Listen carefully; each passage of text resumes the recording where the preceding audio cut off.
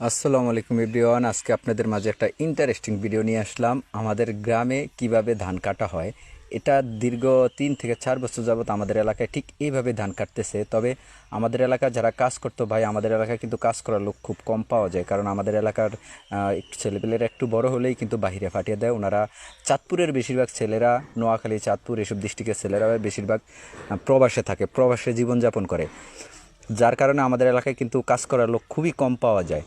আমাদের এখন সব আধুনিক হয়ে গেছে, দেখেন কি আধুনিকভাবে ধানটা কাটতেছে। আজকে আমি অবশ্য আমাদের মাঠে গিয়েছিলাম, তখন আমি ভিডিওটা করে নিয়ে আসলাম, ভাবলাম আপনাদের মাঝে একটু শেয়ার করি। তবে আজকে আমি আপনাদের কাছে কিছু গুরুত্বপূর্ণ কথা বলবো। গুরুত্বপূর্ণ কথার ভিতরে সবচেয়ে মূল্যবান কথা হলো যেটা, আমরা যারা ফেসবুক নিয়ে কাজ করতেছি চেষ্টা করব এই ধরনের ভিডিও আপলোড করার জন্য, যার থেকে কিছু সবাই উপভোগ করতে পারে। উপভোগ করা ভিডিওগুলো যদি আমরা আপলোড করি তাহলে কিন্তু অতি দ্রুত সবার কাছে আপনার পরিচয়টা বেড়ে যাবে।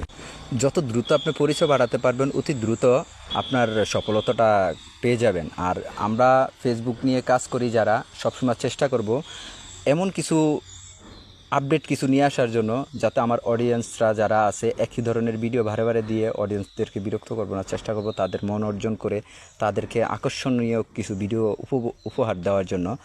আর আমরা চেষ্টা করব সব সময় আমাদের অডিয়েন্সের সাথে ভালো সম্পর্ক তৈরি করার জন্য।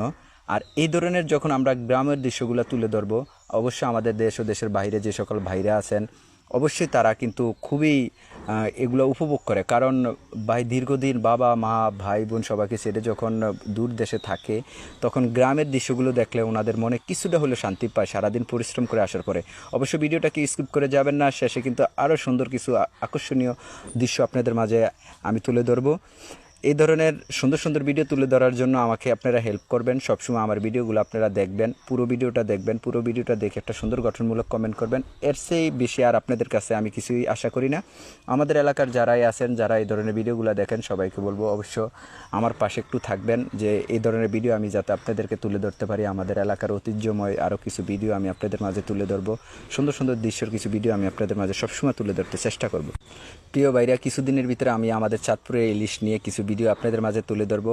দেখেন আমাদের কৃষক ভাই, উনি কিন্তু আমার ফুফাতো ভাই, দেখেন কি সুন্দর করে ধানটা বস্তা করে নিচ্ছেন, যে আপনার পরবর্তীতে যাতে আর কষ্ট না করতে হয়, যে নিচে রাখার পরে আবার তুলতে অনেক কষ্ট হয়, যার কারণে দেখেন উনি একবারে সব কাজ সেরে ফেলছেন। এটা আমার ছোটো ভাই, আমাদের এলাকারই ছোটো ভাই, খুবই মজার মানুষ। আমি অবশ্য আজকে ওই মেশিনটা উঠেছিলাম, ভাই খুবই এক্সপিরিয়েন্সের প্রয়োজন এটা চালাতে হলে, ও খুবই কষ্ট করে, খুবই গরম ভাই এটার ভিতরে। আমি যখন উঠলাম আমি সত্যি অবাক যে কীভাবে ও এই মেশিনটাকে কন্ট্রোল করে, এতটুক বয়সে এই মেশিনটা কন্ট্রোল করতেছে, ধান কাটতেছে, ভালো টাকা আর্নিং করতেছে। দেখেন এইভাবে যদি আমরা চেষ্টা করি তাহলে কিন্তু সব কিছু থেকেই সফলতা পাওয়া সম্ভব।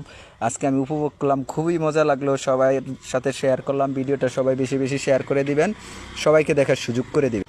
আর শেষে একটা কথা, যে আমার ভিডিওটা পুরোটা দেখে সুন্দর গঠনমূলক কমেন্ট করবেন, আমি বুঝতে পারবো যে পুরো ভিডিওটা দেখেছেন কিনা। তার জন্য থাকবে স্পেশাল একটা পুরস্কার আমার পক্ষ থেকে, ফুলের ভালোবাসা তার জন্য অবশ্যই থাকবে। যারা ফেসবুক রিলেটিভ কাজ করে সবাই ভালো থাকবেন, সুস্থ থাকবেন, আল্লাহ হাফেজ।